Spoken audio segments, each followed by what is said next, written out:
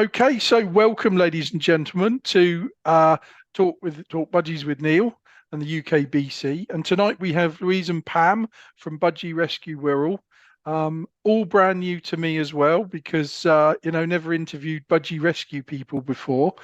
So we'll get straight onto it. So welcome, and please introduce yourself and how did it all start? Okay, well, I'm Louise and I'm Pam. We're mother and daughter team. How did we start? I suppose internet. We've always had budgies most of our lives, and then I just noticed there were so many budgies either being found or lost, and I don't know. It's sort of just a matter of what's happening with these budgies. Where are they all going? And these are they just letting them out through the window? We just didn't know. Yeah. There just seemed to be an awful lot that didn't seem to have an end to where they'd got to or who'd rescued them, and quite a lot of pop-ups sort of at Facebook ads, budgies being for sale and not really thriving in great conditions, perhaps. And we've always had budgies growing up. A couple of budgies as pets in the house, so it's been a huge learning curve going to far more budgies and far more education around how to look after a flock. Because years ago we just used to give them a bit of lettuce, a bit of apple, cuttlefish, and a pink block, and that was it. But now there's a lot more to it. I think the budgies, even the pet budgies, have changed. Because a lot of pet budgies have come from show stock and things, they're that much bigger. I think some of the birds now don't last as long, they don't live as long. But it's funny you saying about the internet getting you into the rescue. It was actually the internet that got me into wanting to get information out there, and the same as the committee with the UKBC, all of us said the same. You go on and you see a budgie with scaly face. And I was really hesitant to comment at the start, but in the end I had to. And then, of course, I had to find products to help people. And oh god, it just goes from bad to worse, doesn't it? Sometimes. Yeah. And I think just by the very nature of it, you end up with. I mean, what we've had is a huge, steep, still on that journey of a learning curve. Because obviously, the more birds you have, the more problems you may come across, and especially when they've been rescues. And so we just kind of had a couple of birds, sort of call them rescues, from a local breeder, and it just sort of, mum was approaching retirement, and I sort of said, maybe this is something you might want to do in retirement, is set up a bit of a home for these birds that are lost and found. Or the kind of birds that perhaps people need to surrender for different reasons. It kind of went from there. We started to get rid of the greenhouse, build an extension onto the shed, and the builder was saying, "Are you sure you want to do this? An aviary? Why an aviary? First time I built an aviary." But really, it looks like a shed. You'll see from the video. It's part of a shed, really. So double glazing, and he kept wanting to make it a lot cheaper and cheerful, didn't he? And he was like, "Just for birds." And we were like, "Yeah, it has to be, be like top of the range. There's nothing worse than we just didn't believe it." Because I was actually future-proofing that if there weren't enough birds, because I didn't have it in my mind that there would be enough birds for us to look after. So I thought, well, it'll just be like a sun house or whatever. And we'll get rid of the aviary bits and pieces and just sit in there. Will still be used in the future. But little did we know it wouldn't just be a few little birds that needed a home. We're now up to, I've got 7 who are all rescues, but sort of permanently placed with me. And you've got 34 at current count. Wow. With inquiries almost every week of birds being found or needing to be surrendered. So we're coming up to our 2nd year anniversary of what we think is our anniversary. Just sort of lost track of where it started, but Yeah, I think we sort of had May 2022, didn't we, where we started taking in the odd sort of rescue, and then August was sort of end of August was when the aviary was sort of finished. So there was quite a few rescues from Liverpool because of the Gillian. Gillian's great. She's a local lady that has part of the setup for the Lost and Found UK Parrot Group. I'm not sure that's the right title. And I did ask Mum's permission beforehand, but I sent Gillian a message and said, look, Mum's going to be setting up this rescue, so if you end up with sort of budgies in the local, northwest area that you hear about, let us know. And like a week later, there was, can you come and get this one? And then a couple more days later, can you come and get these two? And Mum was like, I wasn't quite prepared for this. So it's just been, a bit of a onward. Yeah, it really, really sad. And I think as well, it goes for a lot of pets and animals out there, doesn't it? It's the general state of perhaps affairs at the moment. But you didn't surprise me, because I know you're a kind and caring person, but Mum often says she really feels like she's helping the humans in it as well, because there's a lot of people that don't really want to surrender their budgie, but are in a position where they perhaps have to.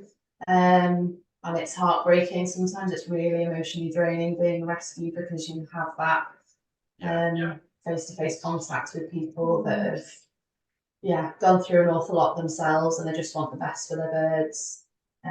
Sometimes, so I've ended up with birds back that I've sold to older generations, and sadly, a couple of those people have passed away, and I've ended up with the birds back because there was just nothing else. They just didn't know what else to do, know. So, and am I right in thinking you're either a registered charity, or you're going to be? I couldn't. So we're going to be. I know. Excellent. Sean's beaten us to it, hasn't she? Yeah. We have already applied once, but quite rightly they're really strict and particular about things. So we're going through the process now of reapplying, and it's a really interesting process, because you do need a lot of paperwork. Quite rightly, prove yourself, have trustees and have policies in place, and I think interestingly they say that in so many words we've got to you can't just be a sanctuary for budgies or animals. So we can't just, what we thought would be give them their forever home with us. The Charity Commission want us to be actively looking at rehoming for birds, really.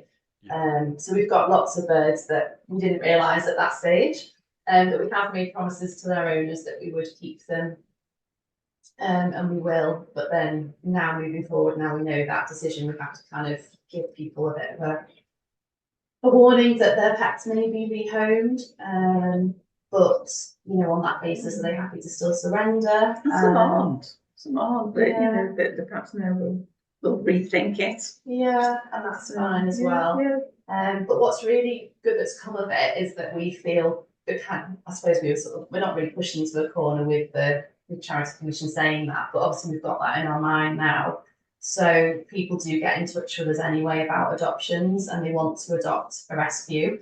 And a lot of people are quite happy with whatever that rescue is like. We have to say, they're not hand tame, and they're not, they don't talk, and all the stereotypes people think when they're going to get a pet, and sometimes we don't know how old they are, or what their potential is.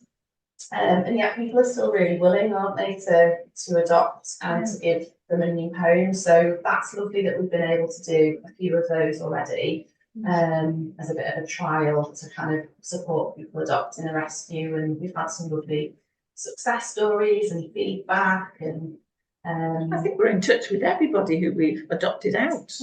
Which is nice. They send us updates, and it's really lovely. And for those people that were the original owners, they've sometimes asked for an update, so we've been able to update them with the success. So do FaceTime videos with a budgie on you. Do lots of FaceTime videos. We have lots of WhatsApp groups. I've done lots of videos with that now, with budgies on fingers and little French Malters running around, So So what I think I'll do then is I'll share. We go get this right. Share.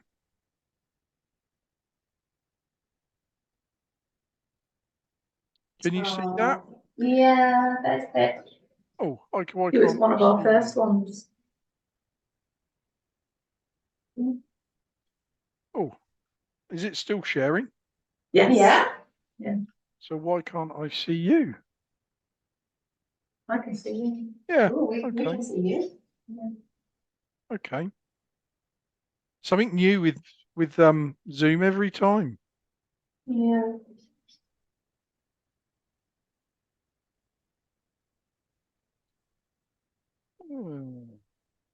Okay.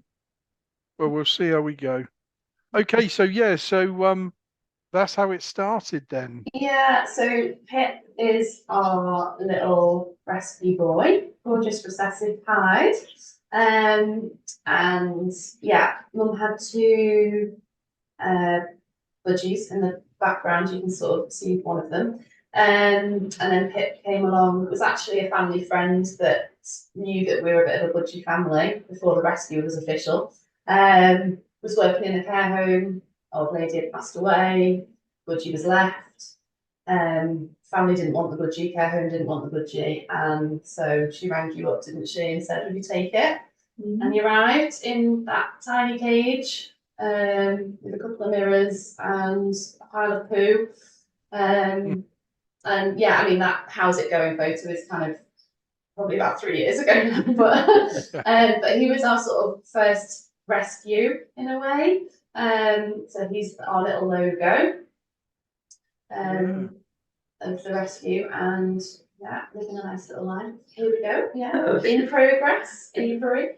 Yeah, Oh, the yeah. the Avery. My rockery went. Greenhouse went, rockery went. Yeah. Do you think you'll need to build anything bigger or extend? Well, yeah. We would like an outdoor Avery, but it's just It's a lot of work. A lot of work. I have to think about financing it. I think because the original plan was just to have a few rescue birds, and we didn't realise the sort of need out there. As you'll see from the video, it's not a huge aviary, and we're not a huge setup. We sometimes get people saying, "Well, why can't you take my 20 birds?" Or, can I come and visit the facility? And we're like, just in the back garden at Anne's house. Yeah. So ideally, we would like to get a bigger and an outdoor aviary. Oh, there's my dad. Very good handyman. Just what you need, isn't it? Yeah. No, it looks really nice. Yes, he put the electrics in. Yeah, we've had all the bit of an extension to the aviary, because I thought the first bit would be just for disabled birds who couldn't fly, but then we didn't get any of those. So we had to extend it upwards. It's been extended and extended. Yeah. I'm the same. My bird room is exactly the same. I think it started as 8x6 because it had to fit on a plot. Then it came here, and then it became 8 foot wide or something, and now it's 30 odd feet long. Wow. I mean, we can just dream. Yeah. So we have got ideas in the pipeline. It's just sort of thinking about financing it and what's viable. That's right. And if husband can give up part of his workshop. You already got more than we first agreed. Some of our rescues. So now these should run all the way to the video.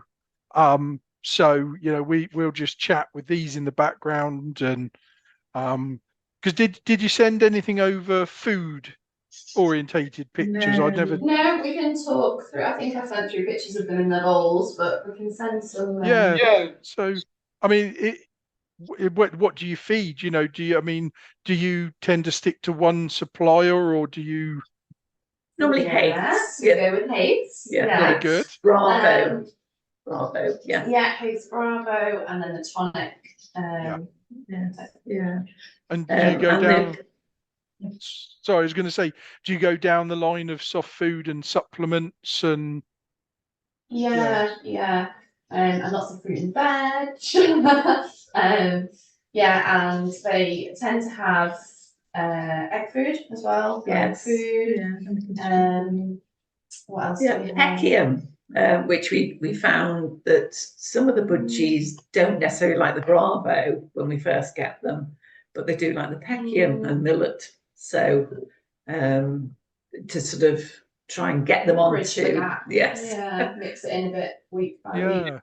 It's funny because you end up with obviously rescues that are on a diet, and then we come to you and we've got our diet. So they're sometimes just not used to it, and some of them are on really poor quality food when they arrive, and some of them that have been found outdoors, we obviously don't know what they've been on before. So it's a bit of an adjustment for them, isn't it? We're quite careful not to chop and change too much for them. And obviously, do you have a quarantine procedure? We do. Yeah. What would you do? Yeah. Well, Pam has like cages all over the house. I end up with cages all over my house. We've got a quarantine period, and which is a month normally.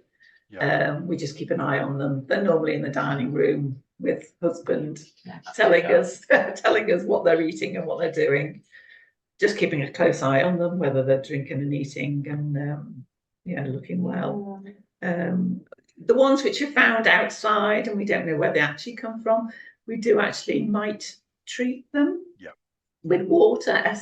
Is it S76? S76, yeah. In the water for 3 weeks. That works quite well with the isolation period as well. Yeah, I mean that's what I always say. Even somebody bringing pets in should really do much the same, because unless you've got a detailed program from a very good breeder, it's difficult to know where you've got them from. It really is difficult. But definitely, if they've been outside, you've got to take a lot of precautions, because they could have eaten or picked up anything, couldn't they? Well, you can tell by the droppings that they're not in. I don't know what they've been eating, but doesn't look good when it comes out of them. The one that we had, or years ago, it came to the bird feeder, and of course all that got was a wild bird food, which back then wasn't particularly good even for the wild birds. To be honest, it was a lot of oats and sunflower seeds, so. They weren't getting. It wasn't getting a lot of nutrition. Unfortunately, I never did catch it. The local cat did. No.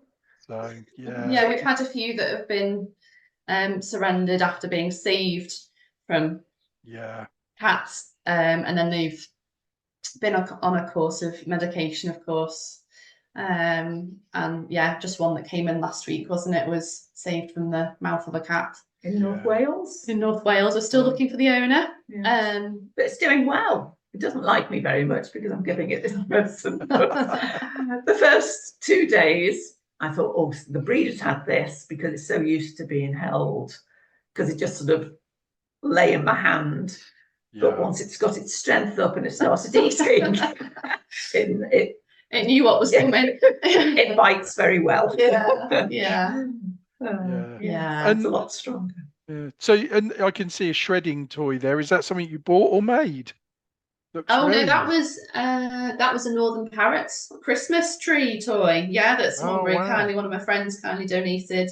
Yeah, they don't last long. They're shredding toys, but they're just brilliant because they give them lots of stimulation. And we've made some links with a lovely lady over in Australia who makes bird toys, and she's very kindly supported us by sending them over in bulk. Because you can buy them from the UK through Etsy, but obviously the shipping for individual people is significant from Australia. So she's done a really good deal with us, and it's just allowed us to make a bit of profit on the toys as well and let more people have access. So we use them for our flock, but we sell them as well through our little Facebook sales page to people that would like them in the UK. We usually find a lot of people have found them and said, we would have loved them, but we've can't afford the postage or think the postage is ridiculous, so they're quite pleased to find that we're able to send it. and they're just great. It's funny because a lot of people will think, spending money on toys that just get destroyed, but it sort of prevents them destroying other bits of the aviary. Yeah, because I noticed you've got sort of bare wood rather than it clad or anything. So yeah, if they wanted to chew that little bit just there where it joins, they soon would, Yeah. wouldn't they? So Yeah, do they yeah. destroy the outside of that, or is it just the paper inside? Oh, they sort of like, what do? They'll hang on it. They'll try and pull the paper out and chew Yeah. away it. It's like a kind of a wicker material. So they'll, Ah, right. chew at that. And I actually think I found at some point there was like an after picture. I think I've posted it on one of our pages, but yeah, it didn't last very long, maybe a week. It was just the top inch left with the star. Yeah, it was very, Oh, there was blimey. no inner to it. It was just a bit of a spiral. Yeah. And then what's quite good is afterwards, because it's all kind of, it's obviously all bird safe, and depending on what the toy is like, you end up with like little bits left over that are kind of still purposeful to some extent. So we'll put them in like a foraging tray for them, so Yeah. they can have a bit of a play with things in the foraging tray, or try and rethread it through different toys, don't we? Yeah. Oh, bless him. There's Dad. We had to, after watching one of your wonderful videos about LED lighting, we've changed. We had some UV lighting put in, but we've changed the main lights as well for when we're in there. Yeah. Yeah. I've just put a couple of LED strip lights in, and they're bright, but they don't cover as much of an area as my old ones. So at some point I might pop another one in yet, but they seem to have done all right. Plenty of chicks this year. So Oh, there's a little logo. yeah, I'll probably use that for a bit of the for this video, at the start and everything. So Yeah. yeah. Oh, there's Jerry. Oh, Jerry is our one and only Texas clear body. We were told by one of your members, because I had no idea, and he said, "Oh, that's a gorgeous Texas TCB," and I was like, "A what?" And she is absolutely stunning, and she knows it. Yeah. And is that one of those what they call manicure perches? Has it got the rough it top? was. Yeah, it was donated to us. We have a variety, but we don't use an awful lot of them, I must admit. It's more just sort of a platform. Yeah, they don't really need it. That's one of the benefits of the toys, as well, as that they tend to keep themselves beaks and feet in good condition. Yeah. Yeah, and we started to, just in case anyone gets concerned, we have started to vet tape wrap all of our fabric kind of spiral toy perches and things. The trouble, they chew them so quickly, don't they? Yeah, and they get again, caught. Again, it's one of those learning curves that we bought a few of these kind of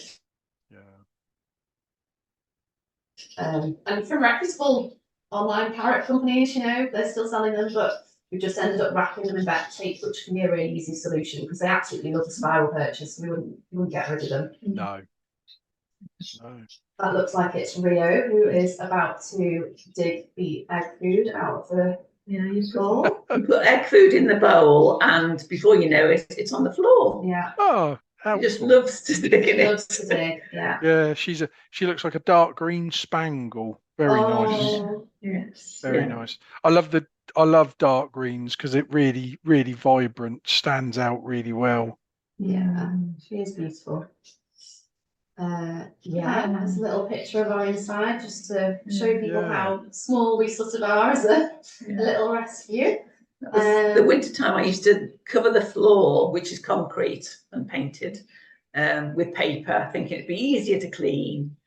But then, of course, when you start having that door open, which is to the right inside the aviary, it just flaps. So I gave up on that idea. So now it's just a scrape it, just really a lot of cleaning and scraping. I pretty much tile everything these days. I've got flights very similar to yours, what we in the show world called half flights. They don't go to the floor. And at some point I shall tile I've got chipboard on it at the moment. One or two of the hens have chewed it, but I shall tile it in the end. I just got to make a much stronger base than they're on at the moment. Yeah. But it's a good way of doing it. I mean, I'm one of those people. If I can make a job easier, it means it gets done far better, far quicker, and it gets done rather than it being a chore. Yeah. So, you know. That's right. It's not a pain. You start to enjoy it. Yeah. That's Because I right. know when you were initially planning the aviary, I had to persuade Mum quite a lot to have like a sink fitted in there, and you know, I was like, you know, no offense, you are retirement age, so you know, we don't want you traipsing up and down the garden back and forth to the kitchen, you know, if you don't have to. So yeah, fully hot cold tap and sink in there just to the sort of left. Yeah, I've done the same. I used to have outside aviaries, but unfortunately, the show budgies, as they get bigger, and you know, they mind still fly, which is good, but you know, they don't like getting wet too much out in the cold. So I turned it all into the kitchen and store in the end. A lot more useful. I've still got room if I wanted to put an outside aviary, but I'm going to build my greenhouse. Get back to my gardening. Go the opposite direction to us. Yeah. Oh, so this is probably, that was probably one of the earlier photos because that's slightly smaller aviary. Oh, this is Jerry, who is very much the explorer. Texas clear body. So she's inside one of the Australian toys.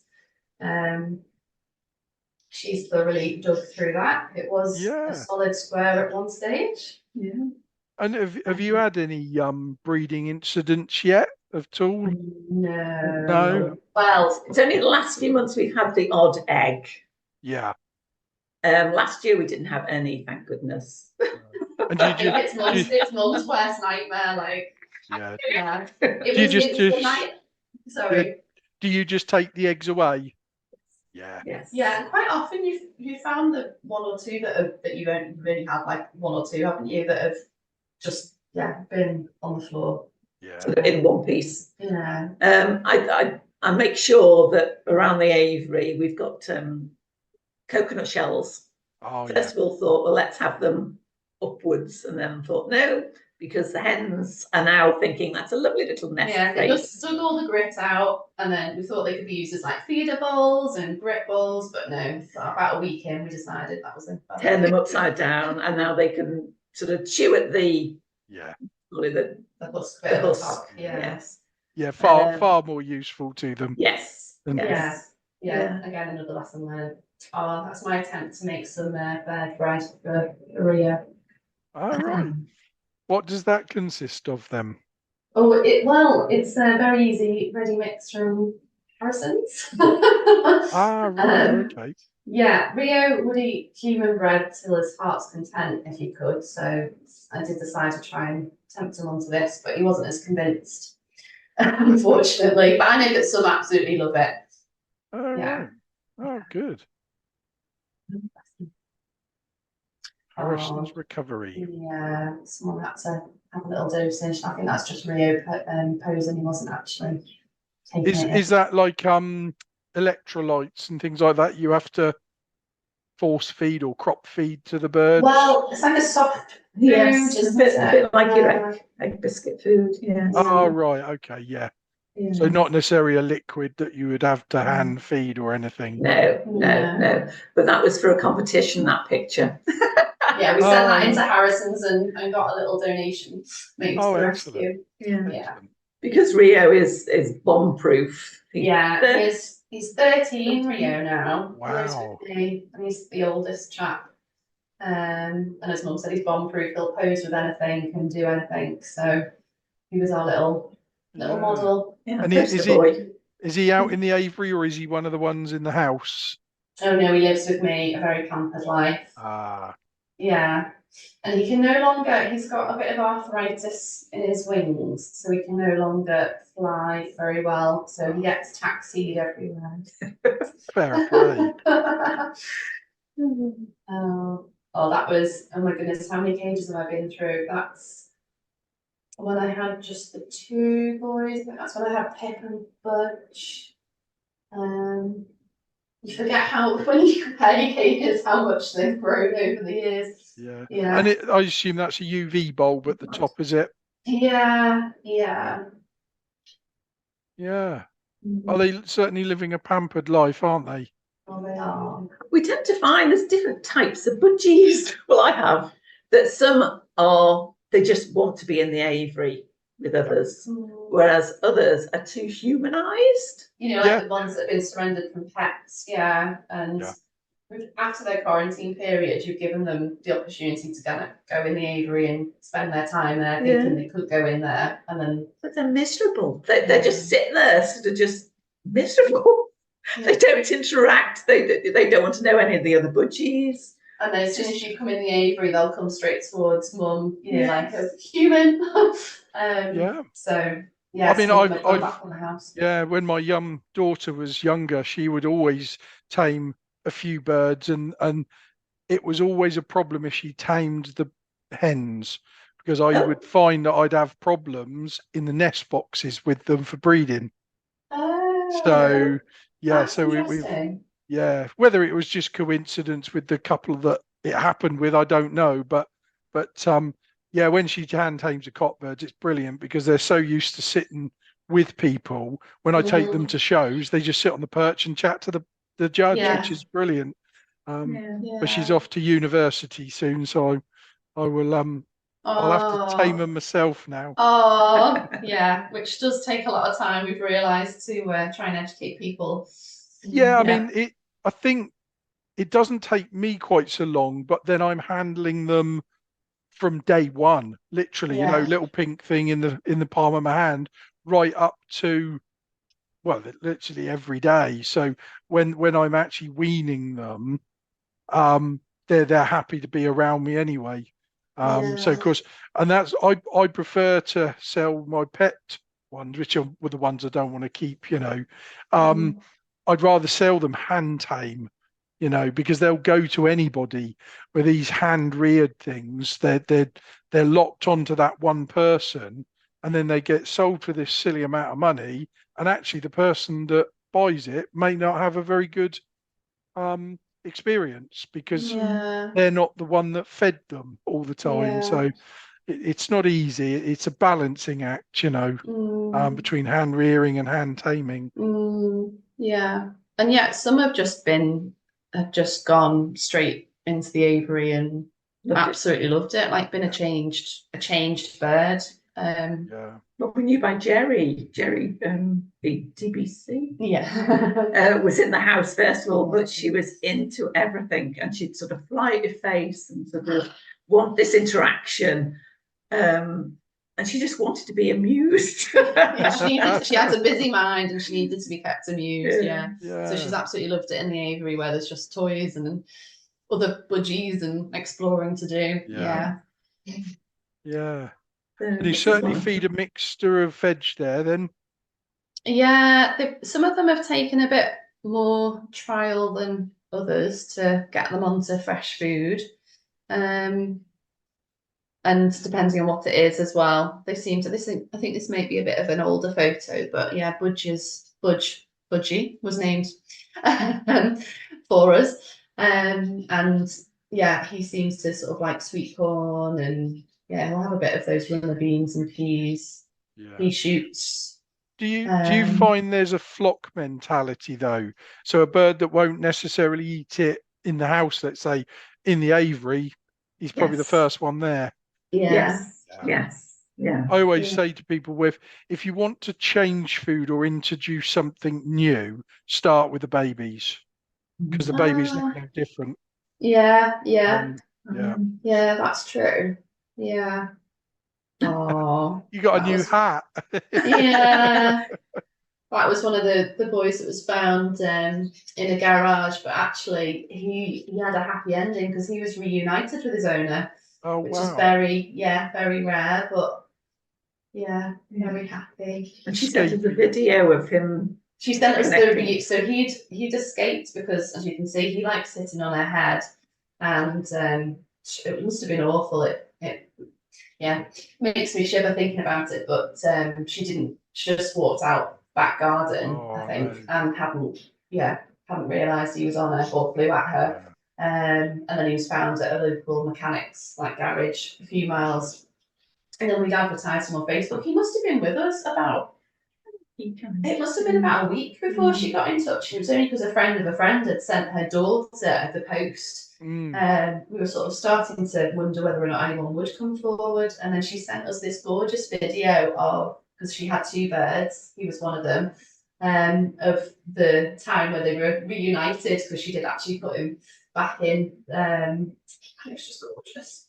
Oh, yeah, brought tears to my eyes. I bet. Yeah, the millet. What would you do without millet? Yes. Yeah. Yeah, daily food changes and lots of. Oh, that was my attempt at sprouting. Yeah. No, they certainly. There's far more nutrition in sprouting, than not. Yeah, and it's really easy. I was sort of a bit thinking it was going to be much harder than what it was, but then just gave it a go. Bought a little set. I think the only problem the thing I worry about is mold. And I'm always, because I do feed wet seed, as I call it, but mine only I soak it for 12 hours and then just let it do whatever it wants for another 12 in the sieve, keep rinsing it and then feed it. I don't. That's great. Yeah, no, I don't let it. I mean, the sunflower hearts and a few of the other bits and pieces do start sprouting, but not like you've done there. I mean, to be honest, I don't have the time, with work and everything, but once you're into a rhythm, it's easy to do, isn't it? Yeah. I wouldn't say they get it every single day, but no. Nor me. But yeah, and they sort of pick around at it, and I think, is all this effort worth it? Yeah. Well, there's Jerry again. She's always one on the toys. Definitely.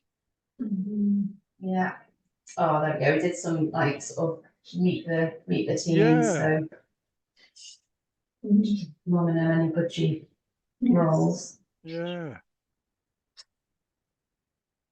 That's foraging tray. Yeah, and Ace, who has been successfully adopted, down in Birmingham, actually. Yeah. Do you find people want to take on cockbirds rather than hens? It varies. Yeah. It varies. It varies.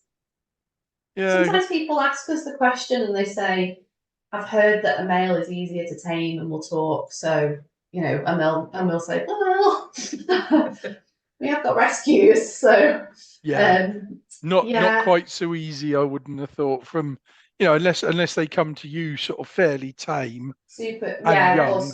or young, yeah. We do get some very tame ones at times. That will actually talk, human talk. Yeah, you've got. That's where I stopped talking.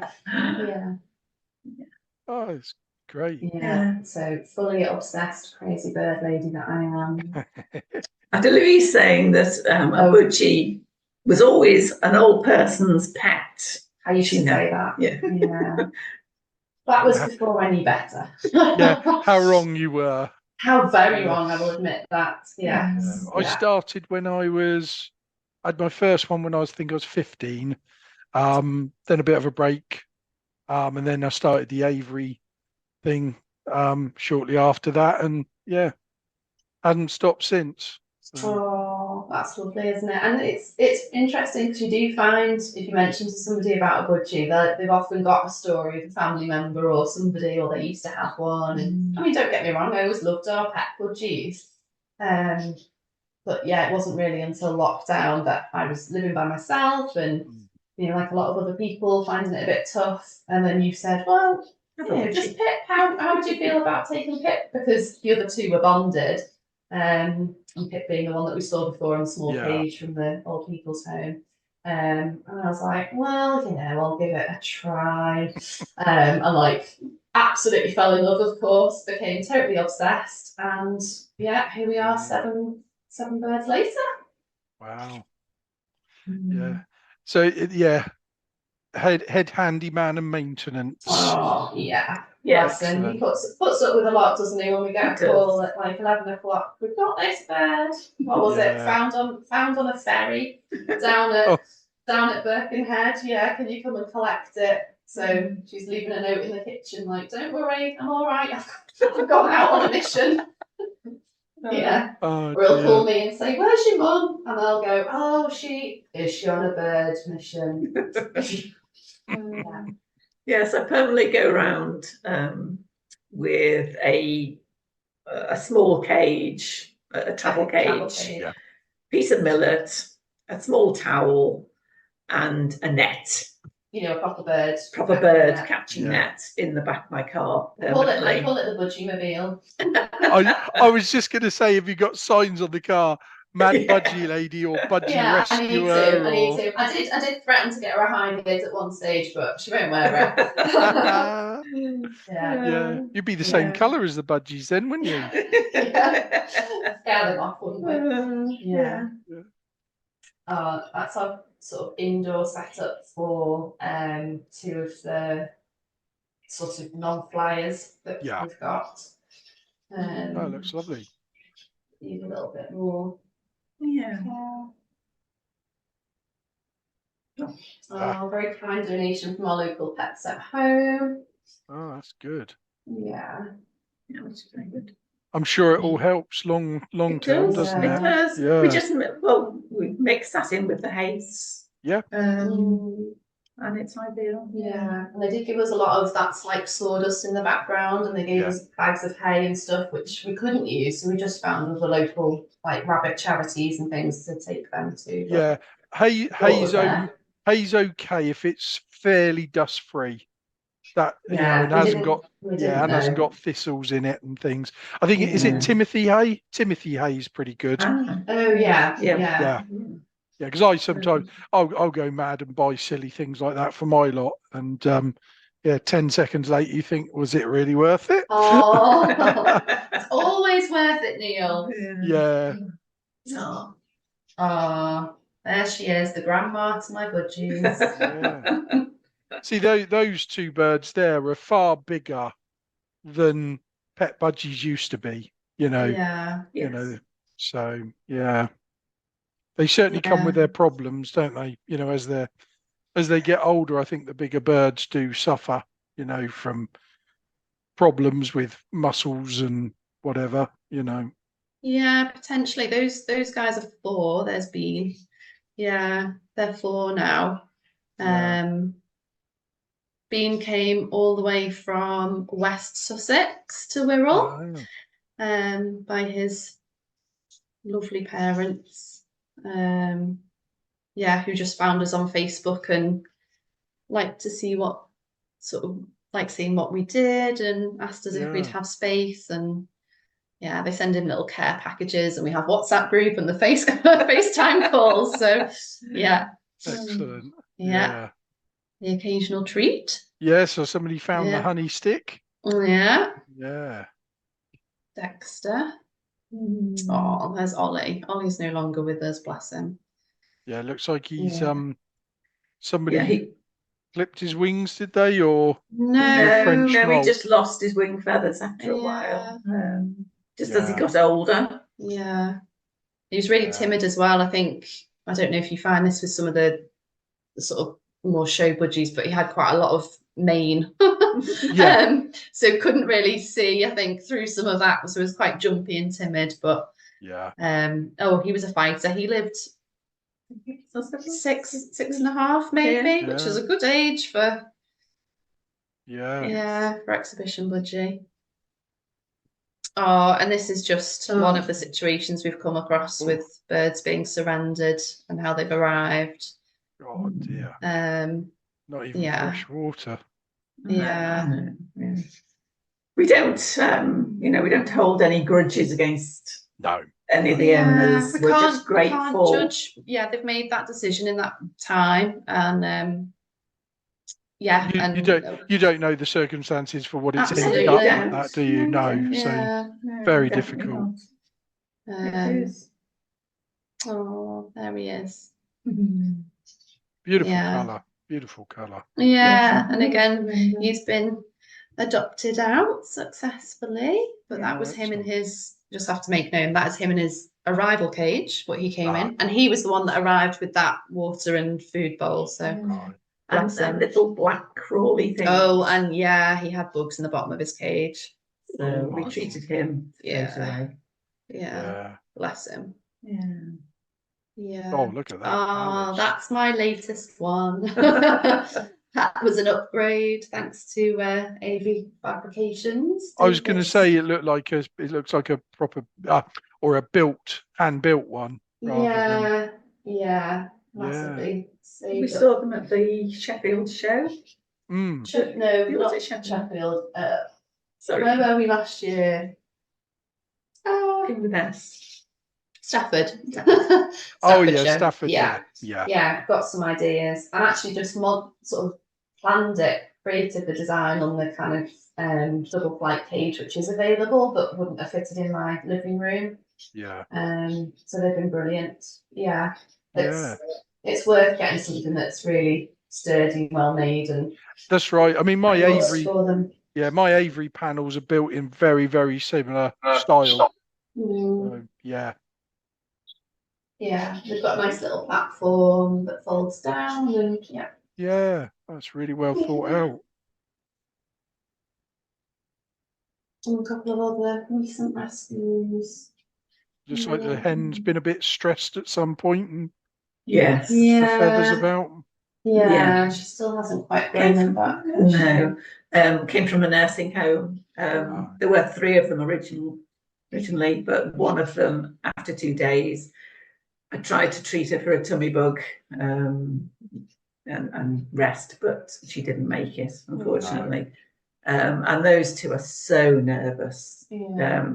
I just have to look at the grey one and he shivers and shakes. Oh, And I think, oh dear, I don't know what they've been through. Yeah. The theory was from the lady that had rescued them from the home, and she was going to keep them, but she had a dog who was actually terrified of the Budgies, so she had to hadn't heard that one before, but she thinks that they were 3 separate birds from the nursing home who have all just been put in together, and yeah, she didn't think they were looking too good. They looked a bit peaky when they arrived to her, so yeah. yeah. Oh, there's Walt. Posted about Walt on the health group because he was one that had the head spinny thing. Oh yes. Yeah, so decided to keep him as more of a permanent member of the flock. And it's almost completely gone now. He does it on occasion as a what I think is a stress response. If he's eating from the food bowl and then another bird comes up behind him and he doesn't see them, and then what they're like, budge him out of the way, and he I wonder if flies he's off and then he does it. that might be something to do with partial sightedness then in Oh, perhaps one eye. Yeah, because they should be with their eyes on the side of their head. They should be able to see, almost not all the way round, but virtually all the way round to obviously see predators coming and that. Yeah. So if That's something interesting. surprises him, and it might be, but I just thought he had his fixation on food, because I have noticed as much as he's quite oh bless him, he's quite innocent, I think, and a bit kind of timid generally.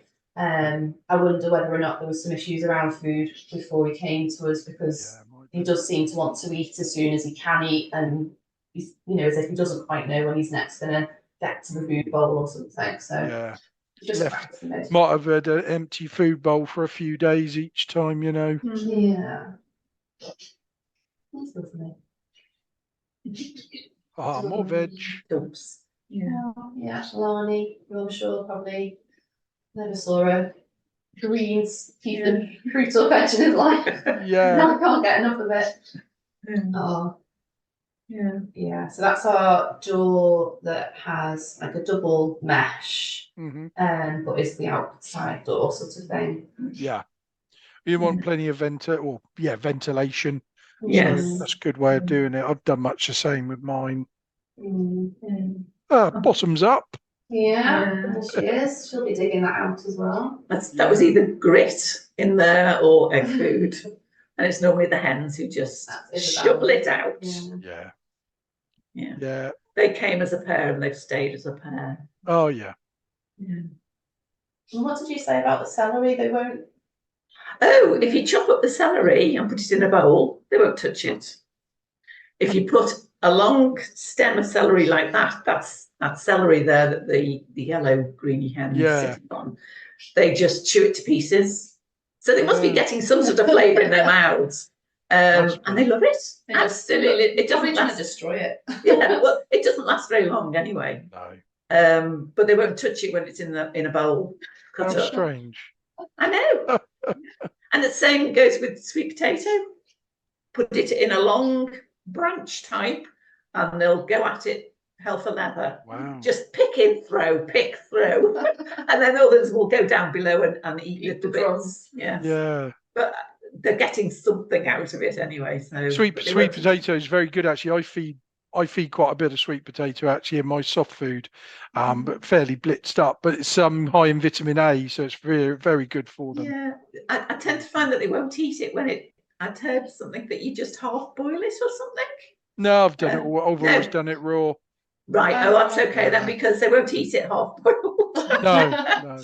I mean, I make sure it's all clean. I don't peel it, but I scrub it off and let it dry. And and it's. I had a problem a little while ago with feather cysts preen gland cysts. So they're preen gland, and it's sort of like a tumor almost.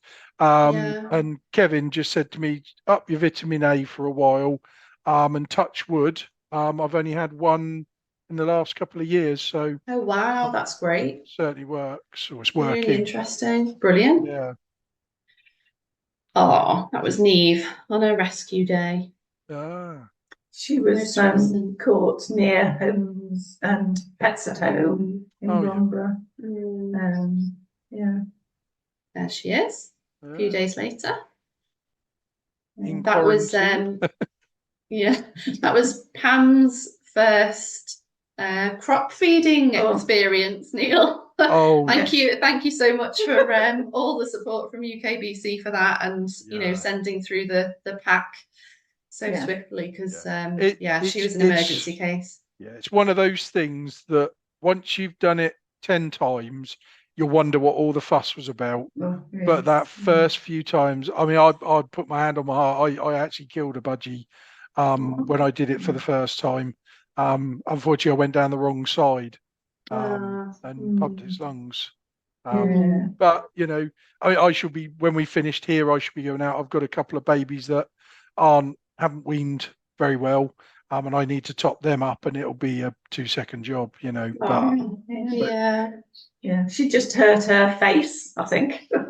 She had a bump on the head, so she just couldn't chew on hard seed. So I was grinding up the seed, and she was eating from that for a few days. She's great. She's in the aviary now. Well, there's the correct way to have a coconut in the aviary. Yes. Oh, that's Millie. She's just arrived as well. Yes. She's semi-tame. There's Neve. Neve again. Yes. That's Neve. She certainly looks better there. Oh, she does, yes. Oh, she's living life. As soon as I put her in the aviary, she started, that grinding of the beak. Happy grinding. And I thought, oh, yes, she made for this aviary. And then 2 days later, I caught her with a male, and I thought, that's probably why you like the aviary. But it wasn't the freedom, it was the males. Oh, this is one with the latest one. Oh, right. Found from Liverpool. Oh no, it wasn't that one's North Wales. North Wales, caught in the mouth of a cat. Oh yeah.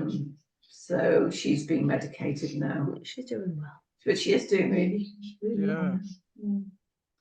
That's part of the new bit in the aviary.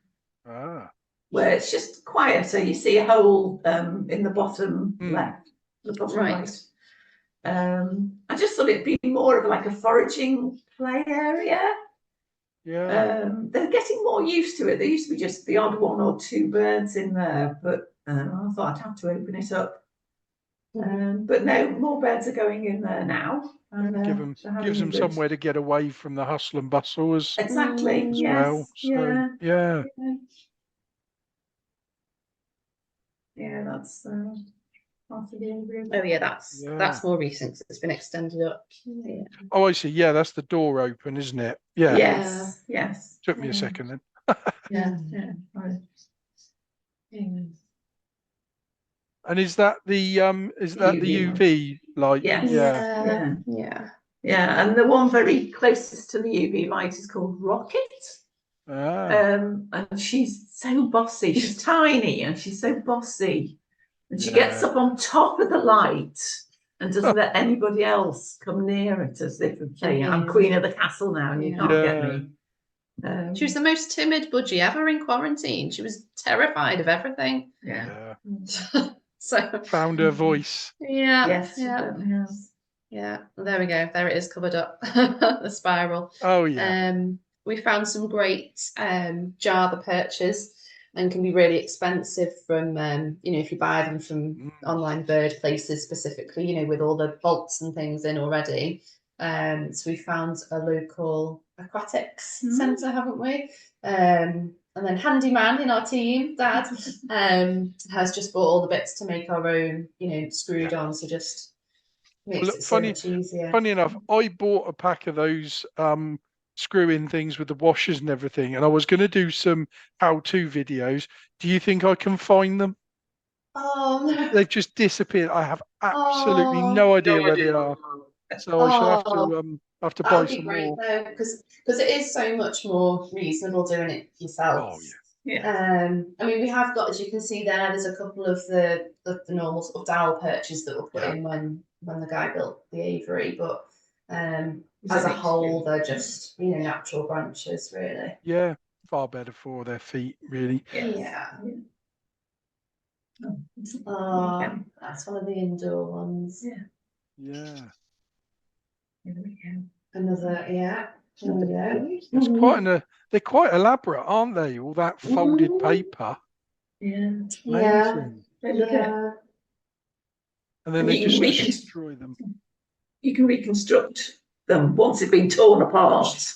We add things to it to sort of some other things in there, and you will make it last longer. Yes. Yeah, exactly. Right. Yeah. Money's worth. Yeah. Well, there she is in full action. Yeah. It's like a quiz to her. She just can't resist. She watches your hands when you go in the aviary. A lot of them do. What has she got? She got food. Has she got what? And if it's a new toy, she'll watch from a distance for all of 2 seconds, and then as soon as that behaviour is the nesting behaviour. Yes. Chewing the holes and So good job it falls apart and doesn't very stay quickly together. and very easily. Yeah. Yes. Absolutely. Yeah. Yeah. Oh, that's it. Yeah. Is that grass you've grown in there, or is it? Yeah, so I've got some going in the kitchen at the moment, actually, some wheatgrass. Yeah. Wheatgrass, yeah. Yeah, so I've just inspiration from people online, really. Just grow it in, like a takeaway or veg pot, or yogurt pots, and then I suppose you could just use normal soil, but I'd bought some of the coconut. I was just going to say, Koya. Yeah, I don't know how you say it. Yeah. And it's just super. It's just like grass, isn't it? So it's super easy to grow on the kitchen windowsill, and they love it. They eat it, they bathe in it, they tear it apart, they do all sorts. So, it's been great. Oh, that was a public event that we went to with our little bird stalls in. Oh, brilliant. Yeah, because are you able to come to our show at all? I'm not sure. I mean, my geography's rubbish, but I think we're up your way. Oh, which one? Where are we? Castleford. Or is that? No, that's up further, isn't it? That's further. Yeah, I think so. So we're coming to the Haith's Open Day. Yes, that's it. Yeah, we're very excited about that. We're treating it as a holiday. Why not? Why not? Yeah, we're leaving Dad in charge. Yeah, the show's a little bit further up than that. but yeah, it should be good. Yeah. But the Haste visit should be really interesting because we're going to go round the factory and everything. And all Yeah, the we're looking storage. forward to that. Yeah. Oh, little Pip. Ah, here we are. Oh, okay. So yeah, amateur video. Yeah, it looks really nice outside. Double glazed doors. Yes. I didn't want any mice or rats in. No. So, and I just wanted it reasonably warm, no drafts. So Yeah. No, you did the right thing going onto the concrete base. That's what I've done every time. Yeah. So that's our safety door we've just been in. Yeah. The sink. That was the extension. Yeah. Yeah, it's amazing. So yeah, just to show to everyone, we are super small. Yeah, but We're not. that's it. We do hope to expand, but They say most zoos start small, you know. Oh, I know. Means more work as well. Then. Yeah, that's right. So I think they get more attention than my housework does. Oh yes, that's so much more enjoyable actually. Oh, definitely. Yeah, I can think of worse things to do when you retire, I'm sure. Yeah. Yeah. Yeah, no, they're ever so nice to have and look at. Yeah. And we have our we have lovely neighbours who we kind of spoke to before it was all built and said, you know, you're probably going to hear the sweet tweets of Budgies. Is that okay? And yeah, they've been great, haven't they? They've loved the little background noise. Although next door is actually fostering 4 or 5 cats at the moment, so we're a bit conscious of that. But yeah, I mean, I think if you had an outside aviaries, that might be a little bit more problematic. Yes. But yeah. I mean, I'd say my outside aviary, the only part of my outside aviary that wasn't covered was literally a 3-foot bit at the front. Everything else was covered in corrugated plastic or a plastic of some sort. So although it was outside, even the rain didn't really get in that well. I set up a little sprinkler system so they could bath, you know. Yeah. Oh, that's fab. Yeah, they love a bath. You've got a little it's like a little kids like craft tray that's quite deep. Yeah. That we fill up, and we have to have 2 out, one on both sides. Yeah. Otherwise there's a bit of a squabble going on because once one's in the water, they all want to go in the water. I've got a cat fountain that I use. We've got one of those as well. They're a bit timid about it at the moment, but they won't take them long. They soon get in there. So yeah, it's very entertaining to watch. Well, I can't thank you enough. It's been brilliant, absolutely brilliant. Really good insight, and you know. And I think what I shall do is I shall talk to the team and we'll get because have you got a website or is it just your Facebook pages? Yes, we've got Facebook and Instagram. We haven't got a website purely because I don't know. I think it might cost a fair bit to set up. I mean there are free ones. Got the funds, but there are free ones you can do, but you have to put up with advertising and things. But no, so what we could probably do is I'll talk to the team, see if we can get your a link to your Facebook page up on our website or something if you want. And then people have got a direct link there and then come to us to see it. And what we'll do is happy. we may make it open so when anybody logs in they can see it rather than members only. So I'll have a chat with Ricky and see what we can. But it's great because we've just had so much support from everybody. We're so grateful that it's really overwhelming. It really does help all the sort of difficult, more challenging days. Yeah, it spurs you on knowing that people are out there sort of on your side. Yeah, that's right. I mean, a lot of the reasoning behind the UKBC was that we always felt that there was a missing link, and I think aviaries, pets, hobby breeders, and to be honest, to a certain degree, a rescue was that missing link because you know, we didn't know about them, you didn't know about us, and Yeah. now all of a sudden, you know, we've got 800 members, Yeah. and a big chunk of that are pet and aviary keepers rather than showers, you know. Yeah. And it was just overwhelming, and it's only come from my point of view from Facebook, really. You know, I was quite late coming to Facebook. I put it off and off and off, and then all of a sudden, and now here I am, and Yeah. doing Don't look back. interviews. No, that's it. Yeah. No, it's great. What we didn't mention is about holiday. We do holiday care. Oh yes. Yeah, on Yeah, occasion. because we found when we had budgies before we had the aviary, who would look after your bird? Who wouldn't know anything about them? So that's what we've gone into as well. That you know, anybody who's got a budgie can bring their budgie to us. Oh, it'll be isolated. It won't necessarily be put into the aviary or you know with ours. And we FaceTime the owners when they're on holiday again.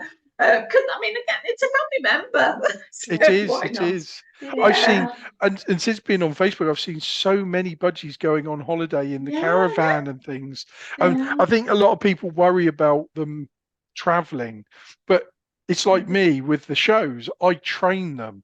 I put them in a show cage for a few minutes each day, and then put them back in the aviary or the cage. And I'll even go on a little jolly round in the car. You know, and they do the same with you know, holidaying budgies, really. That's fine. That some of ours love going in the car. They love car journeys. They chatter away and they're as happy as Larry. That's it. Budgie used to get taken out by the old couple that he was with, and they used to take him on their day trips to the coast. Brilliant. He loves the car, but when he gets the chance, But we really appreciate everything from UKBC, and look forward to meeting some of you in a few weeks. Yeah, be good. We have our learning curve's gone. And we are still learning. We keep saying like nobody's So perfect, and we're just. So am I. Yeah, I think just as long as you know better and do better, I think was one of our mottos. You learn by mistakes as well. Some of them harder than others. Exactly. Yes. Yeah, you do. Yeah, I think right now I won't fall for that again. There's not many mistakes and problems that I haven't had over 30 odd years. You know, and I've always overcome them. So no reason nobody else can or can't.